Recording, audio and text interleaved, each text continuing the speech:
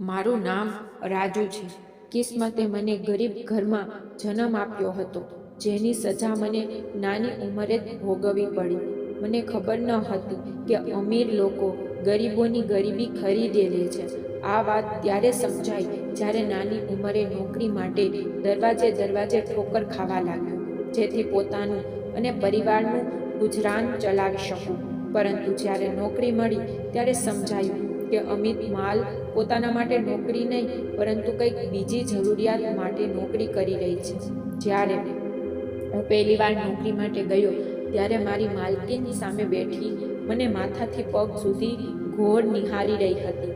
હું યુવાન હતો અને હું ઘરની નોકરી માટે ત્યાં ગયો હતો. તેણે પૂછ્યું, શું કામ કરી શકું છું? મેં કહ્યું, હું બધું કરી શકું છું. ભાડો ધોઈ શકું છું, સફાઈ કરી શકું છું અને માટીની નોકરી પણ કરી શકું છું. તમે જે જરૂર હોય તે માટે મને રાખી લો. હું તમને નિરાશ નહીં કરું. ને બધું કહી નાખ્યું, કારણ કે મને નોકરીની ખૂબ જ જરૂર હતી. માલકીન બોલી, ચોકીદાર તો રાખી લીધો છે, મારી પણ છે અને સફાઈ માટે પણ કામવાળી આવે છે, પણ મારા શરીરમાં ખૂબ દુખાવો રહે છે. મને એક મસાજ કરનાર વ્યક્તિની જરૂર છે. આ સાંભળી હું નિરાશ થઈ ગઈ, કારણ કે મસાજ કરવાનું કામ મને આવડતું ન હતું. હું પાછો ફરવા લાગી રહ્યો હતો ત્યારે માલકીન બોલી, મસાજ કરનારને હું દર મહિને 35,000 રૂપિયા આપીશ. આ સાંભળીને મારા પગ અટકી ગયા. હું પાછું વળીને જોઈને બોલ્યો, હા હા માલકીન, મસાજ કરવું મને આવડે છે. તે બોલી, સાચે? મેં કહ્યું, હા માલકીન સાહિબા, મસાજ કરવું મને ખૂબ સારું આવડે છે. તે બોલી, સારું છે, તો રાતે 12 વાગે આવજો. આ સાંભળીને હું મૂંઝાયો. મેં પૂછ્યું, માલકીન, રાતે 12 વાગે? તે બોલી, મને રાતે ઊંઘ આવતી નથી. આખી રાત શરીર દુખે છે અને બાજુ બદલતા બદલતા રાત પસાર થાય છે. એ વાત કરતાં તે મને એકદમ અજીબ નજરે જોઈ રહી હતી. તે કહેતી હતી, રાતે તું મસાજ કરજે તો મને શાંતિથી ઊંઘ આવી જશે. મેં કહ્યું કે જી, જેમ તમે યોગ્ય સમજશો. એ પહેલાં કે હું ઘરે પાછો ફરું, તે બોલી, એટલી જલ્દી શું છે? તને એને પોતાનું પર્સ ખોલ્યું અને મને 15,000 રૂપિયા આપતા કહ્યું, આ એડવાન્સ પગાર છે, બાકીના 20,000 મહિનો પૂરો થવા પર મળશે. 15,000 જોઈને મેં રાહતનો શ્વાસ લીધો હતો. 3 દિવસથી પેટમાં ખાવા માટે કંઈ ગયું જ ન હતું. નાની બહેન ઘરના કામકાજ અને રસોડાની જવાબદારી સંભાળી રહી હતી, જ્યારે મારી મા આખો દિવસ પપ્પાનું ધ્યાન રાખવામાં વ્યસ્ત હતી. 3 દિવસ સુધી જે થોડી બચત હતી તે વાપરી લીધી હતી, પરંતુ ત્યારબાદ પપ્પાની દવાઓ પણ ન આવી શકી અને ઘરમાં ખાવા માટે પણ કંઈક ન હતું. જે થોડી બાકી બચત હતી તેમાં પપ્પા માટે ખાવાનું બનાવી રહી હતી અને નાની બહેન થોડુંક ખાઈ લેતી હતી. મા અને હું તો માત્ર પાણી પીને દિવસ કાઢતા હતા. 2 દિવસથી કોઈ પણ નોકરી માટે ભટકતો હતો. જ્યારે નોકરી મળી તો એવી કે જેમાં મારે એક સ્ત્રી માટે મસાજ કરવો પડે. આ એકદમ અજીબ અને શરમજનક વાત હતી, પણ હું શું કરી શકું? હું ખૂબ જ મજબૂર હતો. હું વિચારતો હતો કે આ નોકરી છોડી દેવા માટે દિવસ દરમિયાન બીજી નોકરી શોધીશ, પણ હાલની પરિસ્થિતિમાં આ નોકરી મારી મજબૂરી હતી. ઘેર જતાં મને 5,000 રૂપિયાનું રાશન લાવ્યું અને બાકીના 5,000માં પપ્પાની દવા અને થોડા ફળો લાવ્યા. ઘેર પહોંચતા મારા હાથમાં એટલું બધો સામાન જોઈને મા તો આશ્ચર્યચકિત અને ખુશ પણ થઈ. તે બોલી, આટલું બધું ક્યાંથી લાવ્યો? મેં કહ્યું, મા, નોકરી લાગી છે. બેગમ સાહિબાએ મને 15,000 એડવાન્સ આપ્યા છે અને બાકી 20,000 મહિનોના અંતે આપશે. આ સાંભળી મા ખૂબ ખુશ થઈ. મેં 5,000 કેશ માને આપ્યા અને 10,000નું રાશન, દવાઓ અને ફળો તેની સામે મૂકી દીધા. પપ્પા પણ ખુશ થઈ ગયા. અમારું ઘર તો એવું હતું કે જો દાળ ચોખા પણ બને તો અમે આભારી થઈને ખાઈ લઈએ. અમારા ઘરના લોકો એવા હતા કે જેઓ વર્ષો સુધી સારું ન ખાય. સારા ખાવાનું શું હોય છે તે પણ અમને ખબર ન હતી. અમારું કામ માત્ર પેટ ભરવાનું હતું, ભલે તે વાસી હોય કે તાજું. સૂકી રોટલી ભલે પાણીમાં ભીંજવીને ખાવા પડે. મા બોલી, તારો પગાર તો ખૂબ સારો છે, તો હવે સવારમાં કામ માટે ક્યારે નીકળીશ? મેં કહ્યું, મા, સવારનું કામ નથી, રાતનું છે. આ સાંભળી માં થોડી ચિંતિત થઈ ગઈ. તે બોલી, રાતે શું કામ હોય? મારી માને સમજાવતા મને શરમ લાગી કે મારી નોકરી એક સ્ત્રી માટે મસાજ કરવાનો છે. મેં કહ્યું, માં, આમ સમજો કે રાત્રિ ચોકીદારી છે, તે પણ ફક્ત 2-3 કલાકની. માં બોલી, બસ 2-3 કલાકના કામ માટે તને મહિને 35,000 મળે છે? તારા પપ્પા પણ તો ચોકીદાર હતા, પણ 24 કલાકની નોકરી કરવા છતાં તે ફક્ત 15,000 કમાતા હતા. મેં કહ્યું, માં, મારી માલકીન દયાળુ છે, જો તે 35,000 આપે છે તો હું શું કામ ના પાડી દઉં? મેં થોડી ચીડાઈથી જવાબ આપ્યો. માં હસીને બોલી, ના, શા માટે ના પાડવી છો? તે તને આપે છે તો સારું છે. મેં કહ્યું, માં, હું કોશિશ કરીશ દિવસમાં પણ કોઈ નોકરી કરી રહી. સારું છે ને, પૈસા વધુ આવશે. એ વાત કરતા માં મારી બહેનને કહેવા લાગી, ઝટપટ 2 રોટલીનો લોટ બાંધ અને તાજી રોટલી બનાવીને તારા ભાઈને ખવડાવ, અને એ જે ઘી લાવ્યો છે ને એની રોટલી પર ઘી લગાવ. મારો દીકરો મહેનત કરશે, એને ઘીવાળી એ રોટલી ખવડાવ. રાતે હું મારી ખાટ પર સૂઈ ગઈ અને વિચારવા માંડ્યો કે આજ સુધી મેં કોઈ પરણી ગયેલ સ્ત્રીને સ્પર્શ પણ નથી, અને મસાજ કરવાનો વિચાર તો ખૂબ વિચિત્ર લાગે છે. હું વિચારતો રહ્યો કે આ સ્ત્રી મસાજ માટે કોઈ છોકરીને કેમ નથી રાખતી. ઘરના કામકાજ જેમ કે વાસણ ધોવા અને સફાઈ કરવા તો હું કરી શકું છું, પણ મસાજ એ કેવું કામ છે કે આ કામ સામાન્ય રીતે સ્ત્રીઓ પોતાની જાતના માણસ પાસેથી કરાવતી હોય છે. પછી વિચાર્યું કે કદાચ એની ઊંઘ ન આવવાનું સમસ્યા હશે અને તે ફક્ત માથાની મસાજ કરાવશે, અને કદાચ તે ફક્ત પગની મસાજ કરાવવા માંગે છે. આ બધું મારી કલ્પનામાં હતું, અને આવી વિચારોમાં હું ઊંઘી ગયો. આગલા દિવસે રાત્રે 11 વાગે હું ઘરેથી નીકળ્યો. તે ગલીમાં પહોંચ્યો જ્યાં મારી માલકીનનો બંગલો હતો. ત્યાં ખૂબ અંધારું હતું. બંગલાની બહાર પહોંચીને ડોરબેલ દબાવી. ચોકીદારે મને જોઈને તરત જ દરવાજો ખોલી દીધો અને કહ્યું, માલકીન તમારી રાહ જોઈ રહી છે, હોલમાં જઈને રાહ જો. મેં તરત જ દરવાજો ખોલીને હોલમાં પ્રવેશ કર્યો, જ્યાં માલકીન સોફા પર બેસી હતી. તે બોલી, સારું થયું કે તું બરાબર સમય પર આવ્યો છે. ચાલ આ તરફ. તે એક ખંડની તરફ ચાલી અને હું પણ એની પાછળ હતો. ખંડમાં પ્રવેશતા જ એસીની ઠંડી હવાના ધસકારાથી મને રાહત મળી. ગરમીના દિવસો હતા અને રાત્રે પણ ભયંકર ગરમી હતી, તેથી બહારથી આવતા મારા કપડાં પરસેવાથી ભીંજાઈ ગયા હતા. ઠંડકમાં અને થોડી શાંતિથી તે રૂમમાં પ્રવેશીને પોતાની અલમારી તરફ ગઈ. ખંડમાં હળવી રોશની હતી અને હું હજી બરાબર જોઈ શકતો ન હતો. તે બોલી, અહીં બેસી જા, હું કપડાં બદલીને આવું છું. આ કહીને તે વોશરૂમમાં ચાલી ગઈ. એના જતાં જ હું એક અજાણી ગભરાહટ અનુભવતો હતો. મારા દિલના ધબકારા ઝડપથી વધી રહ્યા હતા. મને લાગ્યું કે મેં આ જીવનમાં ક્યારેય આ પ્રકારનું કામ કર્યું નથી. થોડા સમય બાદ વોશરૂમનો દરવાજો ખુલ્યો. તે એક નાઇટ ગાઉનમાં બહાર આવી. તે મારા અંદાજે લગભગ 40 વર્ષની સ્ત્રી હતી. એને જોઈને મને શરમ આવી અને મારી આંખો નીચી વળી ગઈ. મને એવું લાગ્યું કે મારું હૃદય થપકીને ગળામાં આવી પહોંચ્યું. તે પોતાના બેડ પર બેસી ગઈ અને કહ્યું, આવ કર કે પહેલાં મારા માથાની મસાજ કરી દે. એ સાંભળીને મારું અટકેલું શ્વાસ ફરીથી સામાન્ય થયું. હું ઝીણવટતાથી તેના બેડ પર બેસી ગયો. તેણે મને તેલની શીશી આપી. જેમ તેમજ મેં તે બોટલ ખોલી તો ગુલાબ જેવી સુગંધ મારા નાકમાં આવી. તે સુગંધથી હું થોડું મોહિત થઈ ગઈ. પછી મેં તેલ તેમના માથા પર નાખ્યું અને મારી આંગળીઓના પોરોથી મસાજ શરૂ કરી. મારી આદત હતી મારા પિતાને પણ તેલ લગાવીને, તેથી મસાજમાં મને ખાસ તકલીફ ન હતી. અડધા કલાક સુધી મસાજ કર્યાના અંતે તે બોલી, તમારા હાથમાં તો જાણે જાદુ છે, મને ઊંઘ આવી રહી છે. મેં હળવેથી જવાબ આપ્યો, માલકીન, આ તો સારી વાત છે. મનમાં હું ધન્યવાદ માનતો હતો કે મસાજ તો ખૂબ સરળ કામ હતું, પણ તે પછી જે કહ્યું તે મારા માટે ધક્કો સાબિત થયો. તે બોલી, હવે મારા ખંભાની મસાજ કરી દો. મેં હિંમત ગુમાવી દીધી. તે બોલી, શું થયું? તારો હાથ કેમ અટકી ગયો? મેં નમ્રતાથી કહ્યું, જી માલકીન, પણ વધારે કંઈક બોલી શક્યો નહીં. તે બોલી, માલકીન માલકીન શું બોલી રહ્યો છે? તરત મસાજ શરૂ કર. મેં તેલમાં હાથ લીધું, આંખ બંધ કરી અને મારી ચિંતા ભૂલી તેની ખંભાની મસાજ કરી.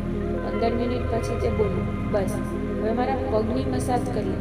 તે બેડ પર સીધી થઈ ગઈ અને હું તેના પગ પાસે બેઠી. તેની મસાજ પણ મારી આંખો બંધ રાખીને જ કરી. અચાનક મને લાગ્યું કે મને ઊંઘ આવી રહી છે. હકીકતમાં હું ઊંઘી ગયો હતો. પતો નથી કેમ મને ઊંઘ આવવા લાગી હતી.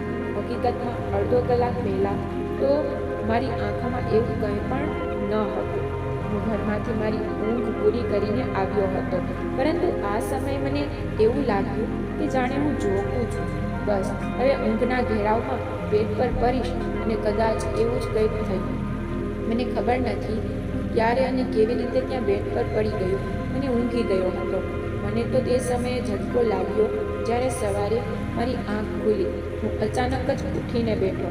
મને લાગ્યું કે કદાચ હું મારા ઘરે મારી જૂની ઝીણાવટ ભરી ખાટ પર પડ્યો હોઉં, પરંતુ તે તો મારી માલકીનનો રૂમ હતો.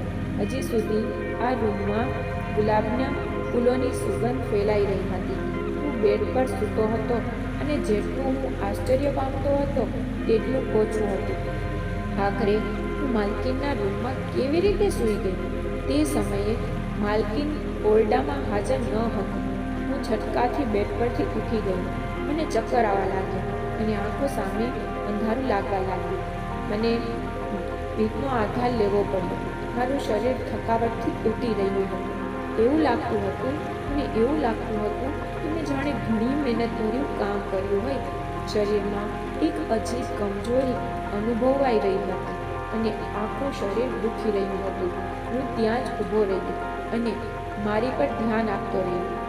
ત્યારે દરવાજો ખુલી ગયો અને માલકીન રૂમમાં પ્રવેશી. તે સમયે તેને તંગ કરતો અને ચુસ્ત પાયજામો પહેર્યો હતો. તેમના વાળ ખુલ્લા હતા. કદાચ તે તાજી નહાઈને આવી હતી. મને જોઈને તેના ચહેરા પર હળવી સ્મિત છવાઈ ગઈ હતી. તે કહેવા લાગી, અરે જલ્દી કેમ ઉઠી ગઈ? સૂઈ જ રહેવું હતું. પણ હું ગભરાઈને તરત જ બોલ્યો, માફ કરજો માલકીન, મને ખબર ન પડી કે ક્યારે મારી આંખ લાગી ગઈ. હું ખૂબ જ ગભરાઈ ગયો હતો અને મને શરમાયેલો પણ હતો. પણ તે હસીને કહેવા લાગી, અરે રે, તેમાં માફી માંગવાની શું વાત છે? તું તો ખૂબ જ સારી મસાજ કરે છે. ગઈકાલે રાત્રે તે બહુ મહેનત કરી હતી, તેથી જ તને ઊંઘ આવી ગઈ હશે. મને આશ્ચર્ય થયું અને મેં બેગમ સાહેબાને જોયા, જે હસતા હસતા મારી તરફ જોઈ રહ્યા હતા. તેમ છતાં હું જલ્દીથી તેમના ઓરડાથી નીકળ્યો, જેથી ઘેર જઈ શકું. પણ માલકીને મને અટકાવી દીધી અને બોલી, અરે ક્યાં જઈ રહ્યો છે તું? મારી મસાજ ખૂબ જ સારી રીતે કરી છે. હવે નાસ્તો કરીને જા. તેની આંખોમાં મને એક વિચિત્ર લાગણીઓ દેખાઈ રહી હતી. તે જ પળે તેણે પોતાનો ભીનો હાથ મારા ગાલ પર ફેરવ્યો. હું થોડો પરેશાન હતો, પરંતુ માલકીનનો આદેશ હતો, તેથી નાસ્તો કરવા બેસી ગયો. મારા માટે જમીન પર બેસીને નાસ્તો આપવાની બદલે તેમણે મને તેમના સાથે ડાઇનિંગ ટેબલ પર બેસાડીને નાસ્તો કરાવ્યો. એ નાસ્તો એવું હતું જે હું ફક્ત સપનામાં જ જોયો હતો. મેં પેટ ભરીને ખાધું અને જ્યુસ પણ પીધું. ત્યારબાદ હું ઘેર પહોંચ્યો તો મારી માતા મારા માટે રાહ જોઈ રહી હતી.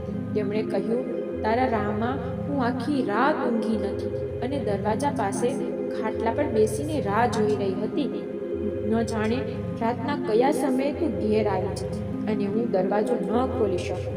હવે હું મારી માને શું કહું કે હું બેગમ સાહિબાની મસાજ કરતાં તેમના બેડ પર ઊંઘી ગયો હતો?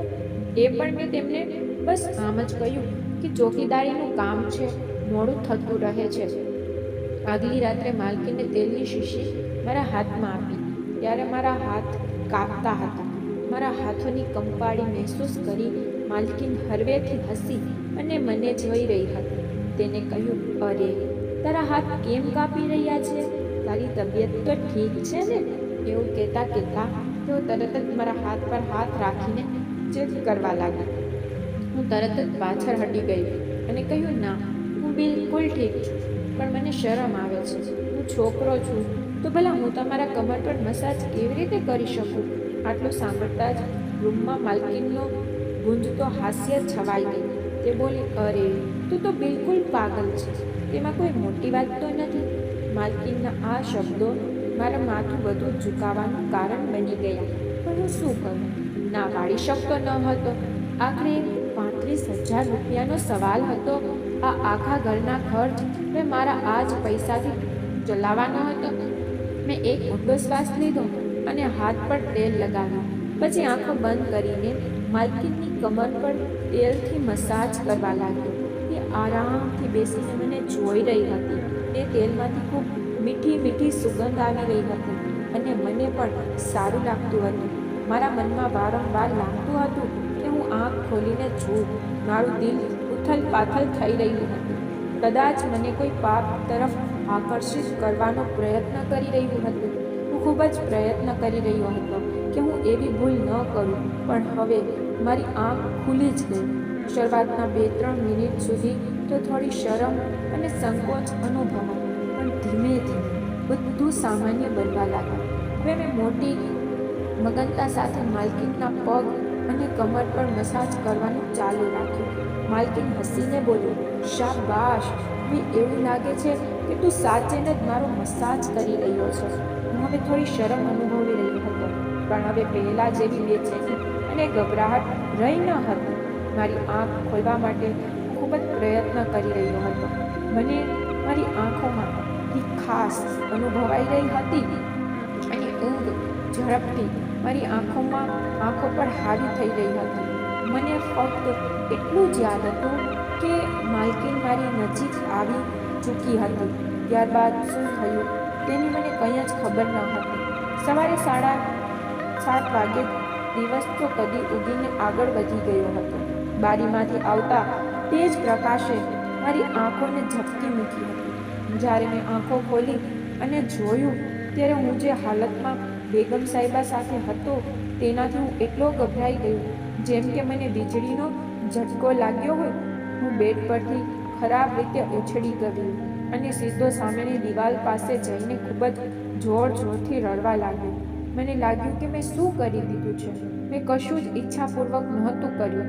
મારે આ અવસ્થામાં જોયું તેનાથી માલકીન પણ ઉઠી ગઈ હતી. હવે તે મારા સાથે શું વર્તાવ કરશે તે મને ખબર ન હતી. તેઓ તો આટલી પ્રભાવશાળી હતી કે હું ભયભીત થઈ કે કદાચ મારો જીવ પણ લઈ લે. પરંતુ માલકીનના ચહેરા પરની સ્મિત જોઈને હું બધું હેરાન થયું. હું વિચારી રહ્યો હતો કે ભલા હું કોઈ સ્ત્રી સાથે આ પ્રકારના સંબંધ કેવી રીતે બનાવી શકું. માલકીન હસતી હતી, મારી પાસે આવી અને બોલી, આ રીતે કેમ રડી રહ્યો છે? અરે તું પુરુષ છે. પુરુષો ક્યારથી રડવા લાગ્યા? શાબાશ, તારા આંસુ સાફ કરી દે.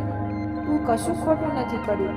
તે ફક્ત તારી માલકીનની આજ્ઞાનું પાલન કર્યું છે, જે આદેશ તને મળ્યો હતો. માલકીન મને સમજાવવાનો પ્રયાસ કરી રહી હતી કે મારા આ કરવાથી તેમને કોઈ સમસ્યા ન હતી, પણ મને લાગ્યું કે તે ખોટાને સાચું કહી રહી હતી. હું જાણતો હતો કે મેં જે કર્યું તે ખોટું હતું. ખરેખર પાપ હતું, પાપ. હવે મને સમજાયું કે તેઓ મને 35,000 રૂપિયા શા માટે આપી રહ્યા હતા. હું હેરાન થઈ ગયો હતો. મારી ઊંઘ પૂર્ણ થઈ ચૂકી હતી અને હું તરત જ મારી જગ્યાએથી ઉઠીને ઘેર આવી ગયો. મારી હાલત જોઈને મારી માતા વારંવાર મને પૂછતી હતી. મારી બહેનોએ પૂછ્યું કે મને શું થયું છે, પરંતુ હું તેમને કોઈ જવાબ આપવાની સ્થિતિમાં ન હતો. મેં મનમાં નક્કી કરી લીધું હતું કે હવે હું માલકીન પાસે ક્યારેય નહીં જાઉં. ભલે મને મજૂરી કરવી પડે, હું કંઈ પણ કરીશ, ક્યાંક અન્યત્ર નોકરી શોધીશ, પરંતુ ફરીથી આ સ્ત્રી પાસે નહીં જાઉં. પરંતુ જેમ રાત પડી તેમ મારું મન ફરીથી ડગમગાવા લાગ્યું.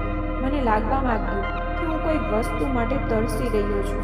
હું બેચેન થઈ રહ્યો હતો. વારંવાર મારા મનમાં તે સુગંધિત તેલની યાદ આવી રહી હતી. રાતના 12 વાગી ગયા હતા, પણ હું હજુ સુધી માલકીનના ઘેર જવાનો ન હતો.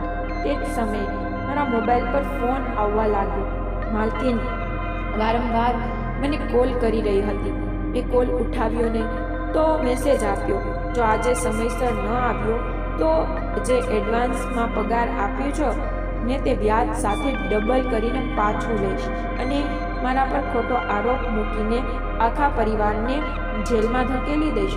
આ સાંભળીને મારી આત્મા ધ્રુજાઈ ગઈ. મને વિશ્વાસ પણ ન થતો કે એ સ્ત્રી આટલી નીચે પડી શકે છે. તે મારો ઉપયોગ કરી રહી હતી. કદાચ તે વિધવા હતી અથવા તો તેને યુવાન છોકરાઓનો ચસ્કો હતો. મેં એક નજર મારા માતા પિતા પર અને બહેનો તરફ નાખી અને જોયું. મજબૂરીમાં ઘરેથી નીકળી ગયો. ચોકીદારે મને અંદર જવા માટે ઈશારો કર્યો. જલ્દી જા, તેમને રાહ ન કરાવ. કદાચ તેને પણ ખબર હતી કે હું અહીં શેના માટે આવી રહ્યો છું, અથવા કદાચ હું પહેલો નથી જે અહીં આવ્યો હતો. માલકીન મારા જેવા ઘણા છોકરાઓનો ઉપયોગ કરી ચૂકી હતી. હું માલકીનના ઓરડામાં ગયો અને ફરીથી તેમનો આદેશ માનવાનું શરૂ કર્યું. મારા મનમાં આવ્યું કે હું કહી દઉં કે હું એક શરીફ છોકરો છું, અને પછી મેં આજે કહી દીધું કે હું એક શરીફ છોકરો છું. ગુનાથી મારો દૂર દૂર સુધી કોઈ સંબંધ નથી. મારો ભગવાન જાણે છે કે મેં તમારા સાથે જે પણ કર્યું તે મારું બોધ અને સમજમાં નહોતું કર્યું. ખબર નહીં મને શું થઈ જાય છે કે હું આ બધું કરવા લાગુ છું. આ પર માલકીન હસીને તેલની બોટલ આગળ લહેરાવતી કહેવા લાગી કે આ સારું પરિણામ તેલનું છે. આ કહેવાના પછી તે તેલની સુગંધને સુગંધતા લાગે છે. તે પોતે પણ તે સુગંધમાં ડૂબી રહી હતી. કદાચ તેમાં કોઈ ખાસ પ્રકારનો નશો હતો જે મને પણ પાગલ બનાવી દીધો હતો. ફરીથી મેં તેમના સાથે તે જ કર્યું હતું. ત્યારબાદ 1 મહિનાનો સમય મેં માલકીનના ઘેર વિતાવ્યો અને મારો રંગ દિવસે દિવસે પીળો પડી રહ્યો હતો. હું નબળો થતો જઈ રહ્યો હતો. મારા માતા પિતા પણ ચિંતિત હતા. મારી માતા કહેતી હતી, લાગે છે કે માલકીન તને બહુ કામ કરાવે છે. જુઓ તો તારો ચહેરો પીળો પડી ગયો છે. પરંતુ હું તેમને શું કહી શકતો હતો? સમય આ રીતે પસાર થઈ ગયો. માલકીન મને સંપૂર્ણ રીતે મજબૂર કરી ચૂકી હતી. એક દિવસ હું રાતે માલકીનના ઘરે ગયો અને ત્યાં મારી સિવાય બીજો એક છોકરો પણ હાજર હતો. એ પણ યુવાન હતો અને તે મને મારા કરતાં થોડો મોટો લાગતો હતો. તેણે કહ્યું કે માલકીનને પોતાના પગનો મસાજ કરાવવા માટે રાખ્યો છે. હું ઊંડો શ્વાસ છોડીને રહી ગયો હતો. કદાચ મારા સાથે ગુનો કરવાની બાદ માલકીન તેની જિંદગી દુઃખદ બનાવવાની હતી. પછી માલકીને મને પગાર આપ્યો અને આ કહ્યું કે આજથી પછી અહીં ફરીને આવજો, જઈને બીજી જગ્યાએ નોકરી શોધો. મને તો દુઃખમાંથી માખી જેમ કાઢી નાખવામાં આવ્યો હતો. હું તડપવા લાગ્યો હતો, બેચેન રહેવા લાગ્યો, કારણ કે હું તે તેલની સુગંધનો આદિ બની ગયો હતો. જ્યાં સુધી હું એ સુગંધિત વસ્તુને સૂંઘતો ન હતો, મને શાંતિ ન મળતી હતી. મારી હાલત દિવસે ને દિવસે ખરાબ થતી ગઈ. હું રાતે ચીસો પાડવા લાગ્યો, વાળ ખેંચવા લાગ્યો, ત્યાં સુધી કે હું પોતાને જ પીડા આપવાનું શરૂ કરી દીધું. જે થોડી બહુ પૈસા હતા, મારી માતા મને હોસ્પિટલ લઈ ગઈ, જ્યાં મારી ચકાસણી કરવામાં આવી અને એ સ્પષ્ટ થયું કે હું નશાનો આદિ બની ગયો છું. જો મને તે વસ્તુ ન મળે તો હું જીવવાનું વિચારી પણ ન શકતો હતો. મારી માતાએ મને સમજાવવાની જગ્યાએ મને મારવાનું શરૂ કરી દીધું હતું અને કહેતી હતી, તમે અમારી આંખોમાં ધૂળ ઝોકીને નશો કરવા લાગ્યો છો. અરે, તને થોડી પણ શરમ ન આવી? પરંતુ જ્યારે મેં તેમને સચ્ચાઈ કહી ત્યારે મારી માતા ચોળી ભરીને માલકીનને શ્રાપ આપવા લાગી. કેટલાક મહિનાઓમાં ટ્રીટમેન્ટ લઈ બિલકુલ નોર્મલ થઈ ગયો હતો અને મેં માલકીન અને તે નશાની વસ્તુઓને સંપૂર્ણપણે છોડી દીધી હતી. ઘરની પરિસ્થિતિ હજુ પણ સામાન્ય જ હતી. આ વખતે હું અને મારી માતા બંને ઘરના સફાઈના કામમાં લાગી ગઈ. હું ઘરમાં નાની અને ચોકીદારીનું કામ કરતો અને મારી માતા લોકોના ઘરોમાં સફાઈનું કામ કરવા લાગી. આવા રીતે અમારા બંનેની મજૂરી જોડીને ઘરના વેપાર માટે પૂરતો ખર્ચ થતો હતો. એક દિવસ એક સમાચાર અમારા કાનમાં આવી. સમાચાર મળ્યો કે તે માલકીનની ખૂબ જ ખતરનાક શારીરિક બીમારી થઈ ગઈ છે. ઘરમાં એકલી પડી રહે છે અને ચીસો પાડતી રહે છે અને કોઈ દોડથી તેના પાસે જતું ન હતું. આ સમાચાર સાંભળી મને ખૂબ દુઃખ થયું, પરંતુ હું ખુશ પણ હતો, કેમ કે માલકીને જે કર્યું હતું તેની સજા તેને આ દુનિયામાં મળી ગઈ. તો તો મિત્રો, આ વાર્તા તમને કેવી લાગી? લાઈક કોમેન્ટ કરીને જરૂરથી જણાવજો. વિડીયોને વધુમાં વધુ શેર પણ કરજો. અને જો ચેનલ પર નવા છો તો સબસ્ક્રાઈબ કરવાનું ભૂલતા નહીં. આપણે ફરી મળીશું એક નવી વાર્તામાં. ધન્યવાદ.